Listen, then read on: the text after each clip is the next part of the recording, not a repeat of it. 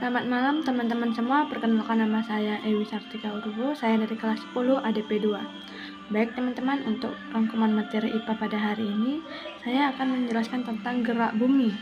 Nah, bumi sebagai planet yang melakukan dua gerakan, yaitu rotasi dan revolusi. Nah, teman-teman, rotasi bumi yaitu merupakan gerakan bumi yang berputar terhadap porosnya.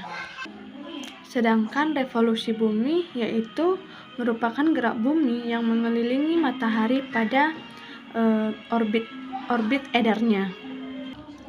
Nah, rotasi dan revolusi itu berbeda ya teman-teman.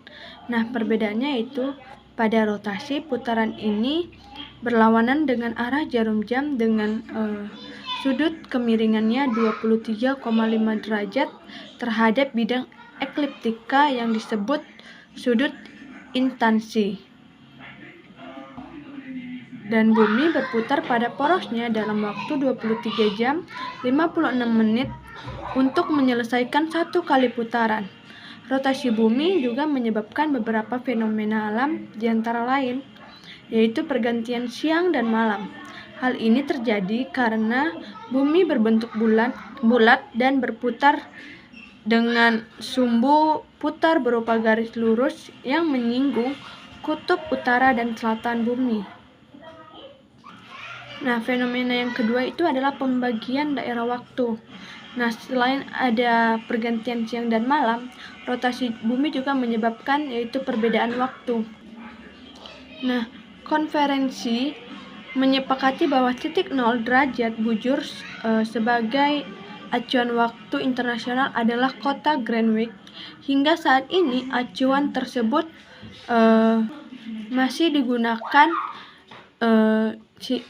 sebagai Greenwich Meridian Time atau GMT. Nah, berdasarkan garis bujur tersebut, dapat disimpulkan bahwa setiap perbedaan 1 derajat bujur, tiap wilayah acuan mengalami perbedaan waktu 4 menit. Nah, yang ketiga itu gerak semu harian matahari. Nah, matahari yang biasanya kita lihat yang berjalan dari timur ke barat itu sebenarnya semu karena yang sebenarnya terjadi adalah bumi yang berrotasi dari arah barat ke timur atau berlawanan dengan arah jarum jam. Yang keempat itu ada beloknya arah arus laut. Nah, air merupakan fluida dinamis yang mudah mengamati atau mengalami guncangan karena rotasi bumi akan menyebabkan arus laut berbelok, khususnya pada bagian kutub selatan dan kutub utara yang merupakan titik sumbunya. Yang terakhir itu adalah fenomena perbedaan percepatan gravitasi. Nah, pada masing-masing wilayah di bumi, percepatan gravitasi tidak selalu sama. Selain disebabkan oleh gaya tarik push planet, percepatan gravitasi tersebut juga disebabkan oleh gaya sentripetal oleh putaran planet. Nah, itu adalah rotasi bumi. Yang kedua, revolusi bumi. Nah, revolusi bumi yaitu tadi merupakan gerak bumi yang mengelilingi matahari pada orbit edarnya. Nah, bumi memerlukan waktu 365,25 hari untuk sekali berputar menyelesaikan lintasan orbitnya. Nah, kalau tadi rotasi ada fenomenanya, revolusi bumi juga memiliki akibat, antara lain perbedaan lamanya waktu siang dan malam, yaitu fenomena perbedaan durasi waktu siang dan malam pada suatu wilayah karena bumi berputar dengan sumbu kemiringan 23,5 derajat terhadap bidang ekliptika. Nah, sebagai contoh, pada bulan Desember wilayah belahan selatan bumi lebih dekat dengan matahari sehingga siang akan lebih lama daripada malamnya. Namun sebaliknya pada bulan Juli, belahan bumi utara lebih dekat dengan matahari, maka maka di daerah tersebut siang akan lebih lama. Yang kedua itu ada gerak semu tahunan matahari. Nah, yaitu fenomena posisi matahari yang seolah-olah mengalami perubahan fenomena. Ini dapat ketika bulan Juni, yaitu matahari seolah terbit dari sisi agak ke utara, sedangkan bulan Desember matahari seolah terbit agak ke selatan.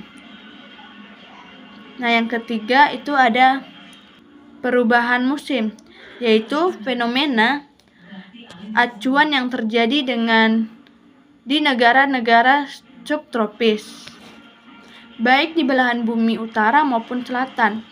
Negara tersebut akan mengalami perubahan 4 musim berdasarkan posisi matahari pada saat itu.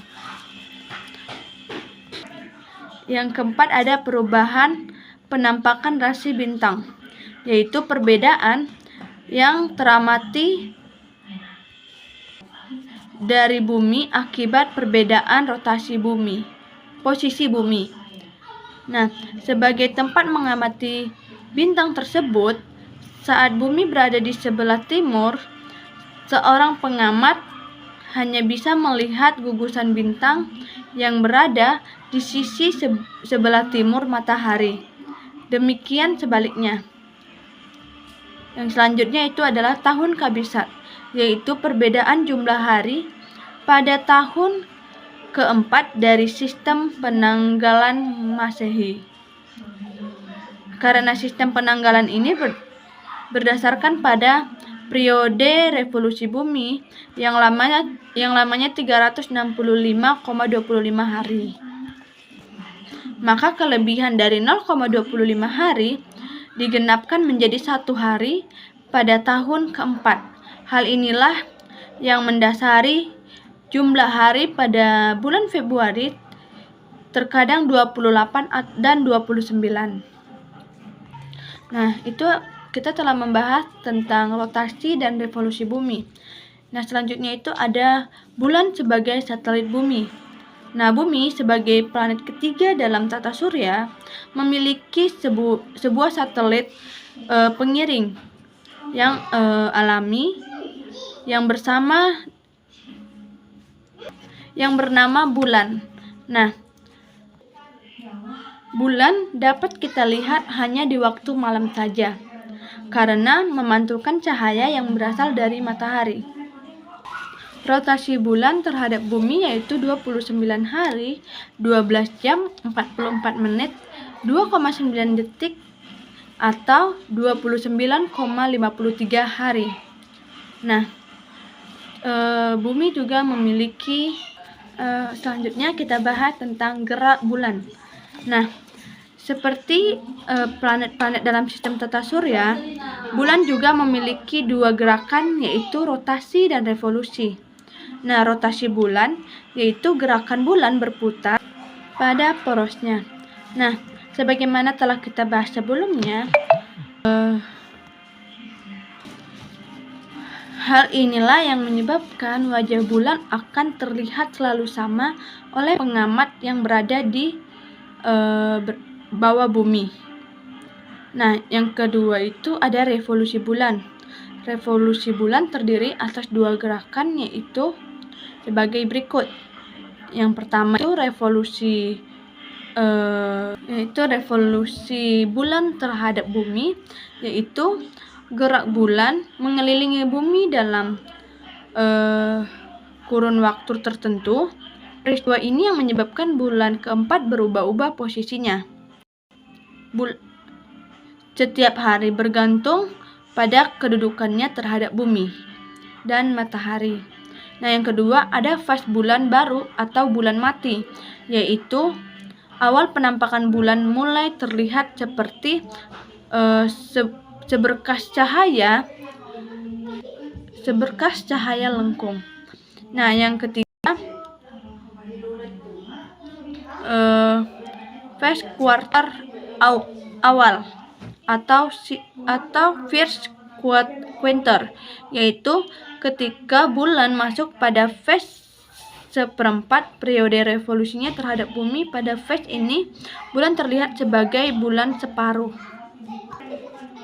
Selanjutnya, fase bulan purnama atau full moon, yaitu ketika bulan menempuh separuh lintasan orbit revolusinya terhadap bumi. Pada fase bulan purnama, posisi bulan terhadap matahari berada pada posisi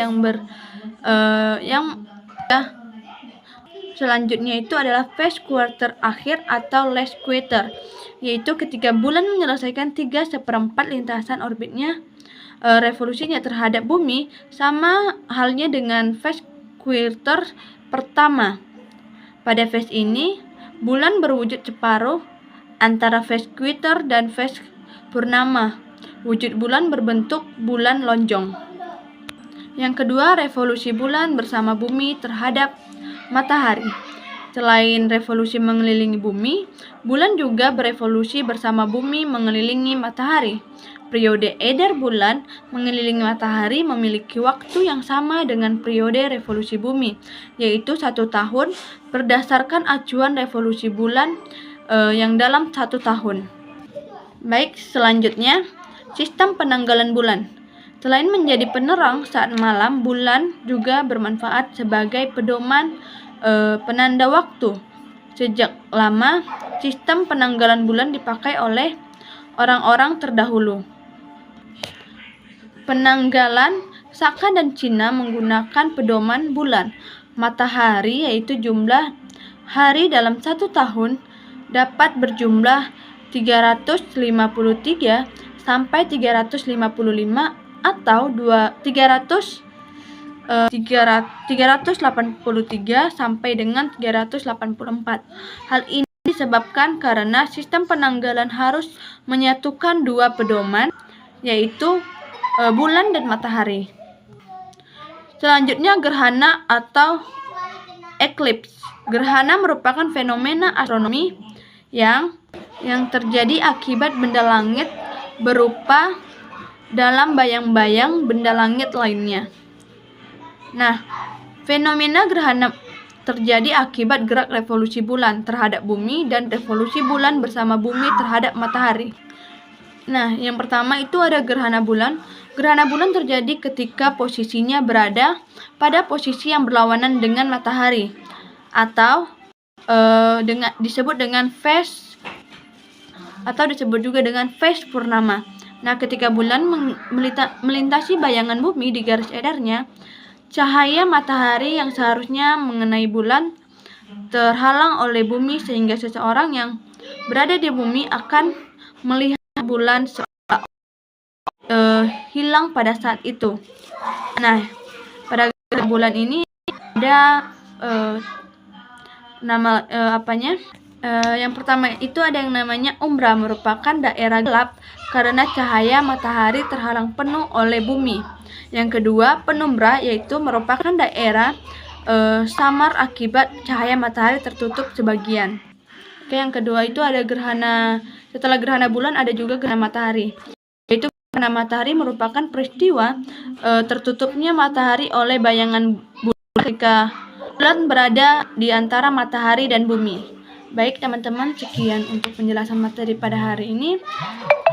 Kurang dan lebih saya mohon maaf. Jika ada kesalahan kata, saya mohon maaf. Semoga bermanfaat bagi teman-teman semua. Sekian dan terima kasih.